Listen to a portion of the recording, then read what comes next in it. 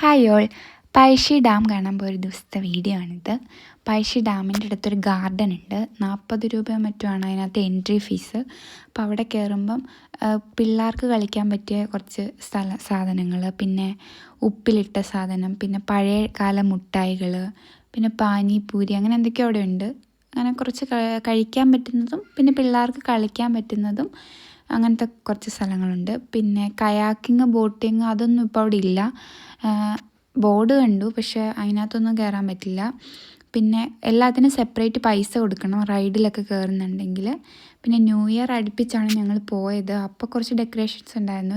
രാത്രിയൊക്കെ പോയിട്ടുണ്ടെങ്കിൽ ഈ ലൈറ്റ്സൊക്കെ ഇടുമ്പം കുറച്ചുകൂടെ ഭംഗിയായിരിക്കും. അപ്പോഴേ ഈ മോള് ഞങ്ങളുടെ കണ്ണിപ്പെട്ടത്. അവിടെ പാട്ടിട്ട് കൊടുത്തിട്ട് അതിനൊത്ത് അത് ഡാൻസ് കളിക്കുക. ആൾക്കാർ പോകുന്നൊന്നും മൈൻഡാക്കുന്നില്ല.